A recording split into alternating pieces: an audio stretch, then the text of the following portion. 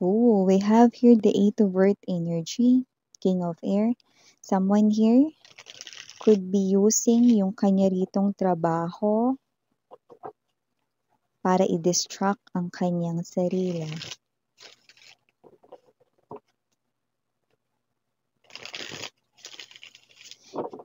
I'm seeing clouds, no? But it looks like ito yung maitim, yung parang paulan na. So it looks like very cloudy ang kanyang isipan rito, no? At sinusubukan niyang i-distract ang sarili niya, okay, sa pamamagitan ng kanyang trabaho. Let us see. Who is this guy right in here or this woman right in here trying to distract himself or herself using his or her work? Maaring may iniiwasan siyang maisip. Let us see.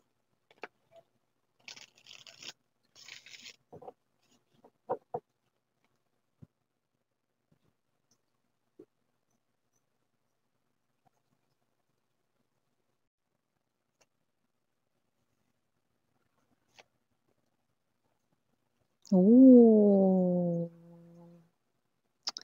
okay. So we have here renewal, we have here the five of water, and the ten of fire in reverse. No, this is something here unfortunate. That's what I'm picking up. No, whoever this energy is, no, na kumokonek sa inyo strongly. Now I'm gonna explain it to you. No, why it's unfortunate para sa taong ito. Let me see more.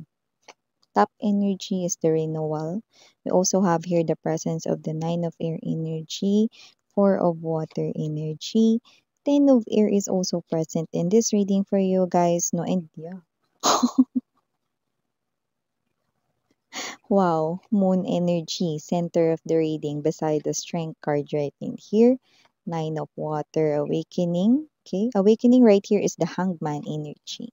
Okay, king of water. This person here loves you so much, holds you deeply, no, sa kanya ritong heart. Okay, for the bottom of the deck. Yeah, got that. Eight of air energy, six of fire. Yeah. Mm-hmm.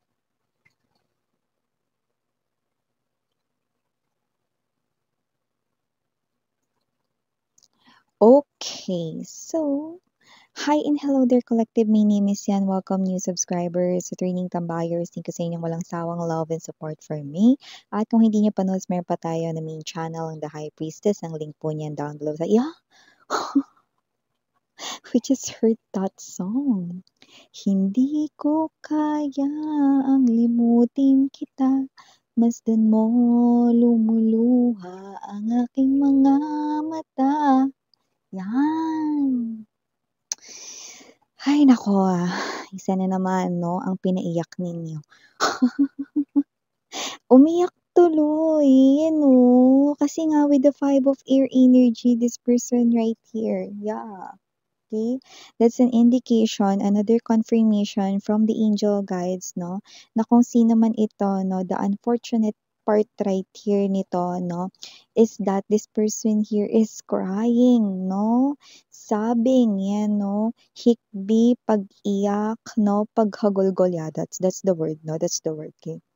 Paghagulgol because this person here is missing you so badly, no? Pero wala siya ditong magawa, no? And yeah, no? Meron tayong mga nakukuhang energies ng mga ex ninyo, no? Na sobrang nalulungkot because hindi ninyo na pinapansin with the nine of air energy, four of cups right in here, no? It looks like, no?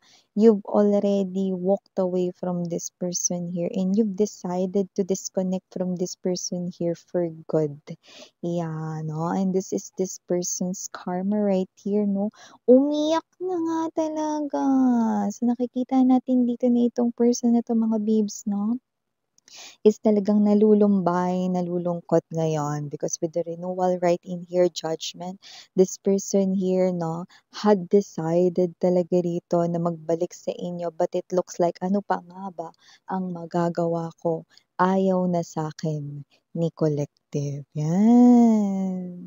Okay. Okay, bago natin ipagpatuloy yan, nakakaloka yung ating song 'no, very suited talaga 'no, dito sa ating reading 'no. Pero yun nga 'no, hi sa ating mga new subscribers, my name is Yan, okay? At tandaan ninyo mga mahal, lalo na dun sa aking mga istambuyers 'no, matulog naman kayo.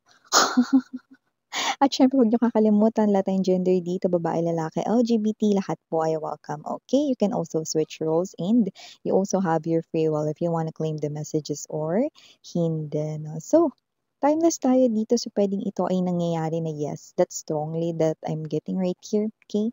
Sa iba naman nangyari na like tapos na, sa iba naman 'no is mangyayari pa lang like a prediction to your future, okay? However, this person here is so sad right now. Okay, this person here keeps on waiting on you. This person here is waiting like yung iba literal na naghihintay, nag-aabang 'no, sa kanilang window, dun sila tumatambay ngayon mas madalas 'no. So if this person here is someone na mahilig sa corner, alam mo yung corner? Tamang sandal 'no or parang nakakahanap ng comfort or mas komportable 'no, na nasa gilid or corner corner 'no or kahit na alam mo yung energy ng kahit na nung maliit pa siya, kahit sa school, sa classroom, gusto niyang umuupo sa gilid, okey? Ayaw niya yung gitna, hindi dahil ayaw niyang tawagin siya ni teacher, kundi yung komportable lang siya sa gilid, you know, 'no, yung mga chairs 'no, near the wall, 'yan 'no. So may gano'ng klase ng clue or sign that we're picking up right in here, okey? But you know, just take how this resonates. No, maybe that's a specific sign for someone watching. Okay? So yeah, let me go back no dito sa ating sinasabi with the 10 of air, 9 of air, no? So there's a consistency into this person's energy. Kung ano man yung nagawa niya sa inyo dati, kasalanan, fault, mistake, no? Yun ay patuloy na naghahunt, no? Dito sa person na ito. So, nakita ko dito that this person here is someone who regrets doing it sa inyo. And it looks like 'no, ito ay hindi lamang isang basta rito 'no, na parang alam niyang dadaan lang, naiiyakan niya lang ito, hindi 'no. This is something here na parang naglahong pangarap 'no, isang parang naglahong pangarap for him or her 'no. Sometimes we do not realize 'no, that a thing or a person is important kapagka ito ay nandiya-diyan palagi 'no, pero kapag ito ay wala na, dun natin nare-realize ang kahalagahan nito, tama 'no? So this person here, na-realize niya yun, na mahalaga kayo sa kanya. So nakikita natin yun dito with the Nine of Water energy, awakening right here, the Hangman, no? This is like a wish na parang siya rin yung pumatay ng sarili niyang pangarap, isang hiling na alam niyang malabo ng matupad. Moon card energy, sobrang lungkot niya rito 'no, at umiiyak siya 'no, and high chance na right now even though it's broad light 'no, sa ibang mga countries 'no, yeah, at ito ay umaga, this person here is definitely malinaw ang kanyang kalungkutan 'no, at yung iba 'no, nakita ko dito na talagang sila ay literal na umiiyak ngayon, o yeah, umiiyak ang puso niya't yan 'no, sumisigaw.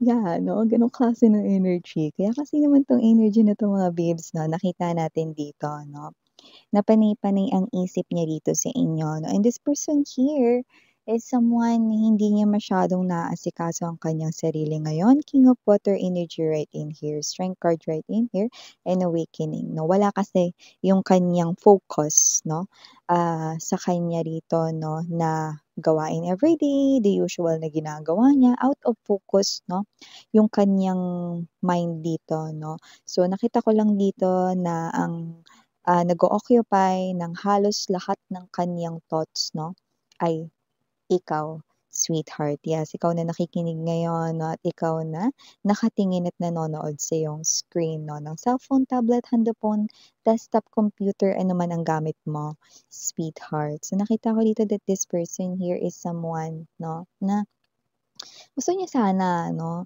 na may mangyaring positibo rito sa inyong connection 'no, but it looks like kung ano yung nagawa niya rito ayaw niyo na 'no, na maulit ito 'no. So wala na kayong tiwala talaga 'no. And this ex of yours, you know why this ex of yours keeps on resurfacing?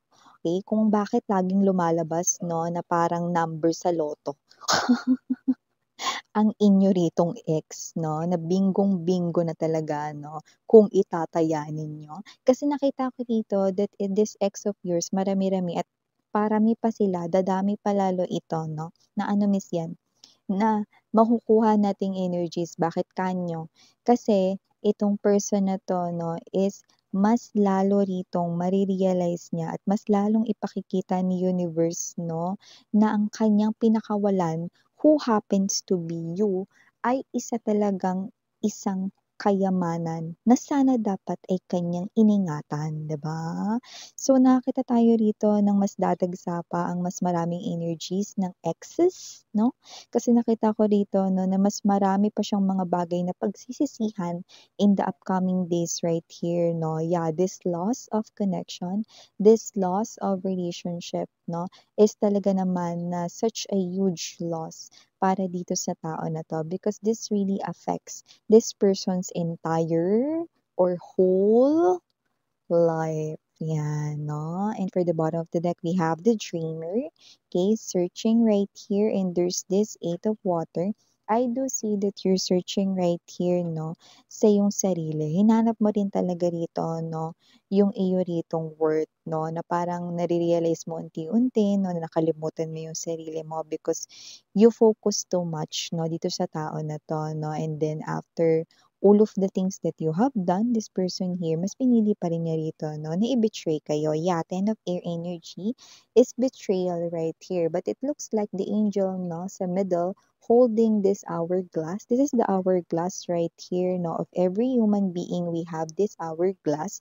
And for this ex of yours, no, it's now time to receive that awakening moment, okay? To receive that karma, okay?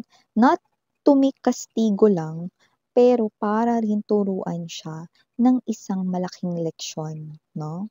Yun. But itong leksyon na to ay matututunan niya in a very hard way. Yun lang, 'di ba? So nakita ko rito na kahit anong gawin niya, parang meron na rin talaga ritong harang, no? Yan. So, nakita mo nagye-yellow rito 'no. So, kahit hindi pa bare months at hindi pa nagsisimula talaga na as in maging malamig 'no, ang ihip ng hangin at panahon 'no, this person here already feeling like 'no, kahit wala siya sa country na may yellow or snow season or winter season 'no, panlalamig 'no, kahit na nasa isang tropical country siya 'no, or isang mainit na country, wala 'no. Ta's tignan mo may mga nakaharang like a fence or like a wall dito 'no, na hindi siya makalapit sa inyo, yun 'no. So, kahit anong pilit niya ritong gawin 'no, kasi you're meant to take another pathway, look at that. We have here the dreamer.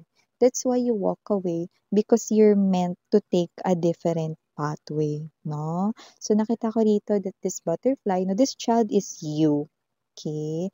And this dog symbolizes right here that all you want when it comes to love 'no, isa sa mga top 'no, na gusto mo is that someone who's faithful, someone na hindi ka kayang ipagpalit, someone na will love you still the same 'no, na hindi rito, magpapatangay 'no, at magpapasway sa iba, okey? So, nakikita ko that that is where you're heading with, no? You'll find someone who's faithful, okay? Na kagaya ng gusto mo rito na matagpuan, no? And it looks like the angel, the universe right here is guiding you through a different pathway, no? We're in new beginning, no? We're in that belief, no? Na pinaniniwalaan mo that you want to happen, no? Sa iyong future, no? And the universe right here will make it happen, no? And you are being protected, okay, with this new chapter 'no, ng iyong angel, ng iyong guardians right here, okay? So, I think this person here tapos na ang kanyang role sa buhay mo, pero yun nga matinding pagsisisi ang nakikita ko sa kanyang energy. And yes 'no, marami sa kanila ang umiiyak ngayon at mas marami pang iiyak ng dahil dito sa pagkawala ninyo sa kanyang buhay. Yes, you heard it right. Your ex is crying like literal 'no, na umiiyak ngayon, okay? At sobrang miss na miss niya na kayo pero wala siya ritong magagawa 'no, kundi yakapin na lamang ang unan, 'yan 'no. At kung siya ay nasa labas, yakapin na lamang ang poste. Sino nakikita natin? Dito. So yeah, mga babes 'no, yung panlalamig na kanyang nafi-feel ay hindi kaya kahit ng patong-patong na jacket 'no.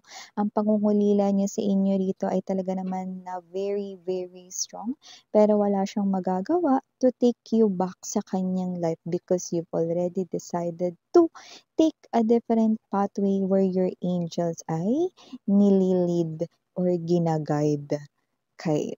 So yeah, ito yung mga messages right here for you, sweetheart. Keep on moving to that new pace right here of your life, and you'll see that with the dreamer, you are heading to that kind of life that you're really dreaming of. So yeah, no, I'm seeing that you will be so happy in the future right here, sweetheart. So keep on walking, no, kasama ang iyong angels dito sa new pathway na tinuturo sa'yo. So again, I'm Miriana on me, sarang love and light. And yun.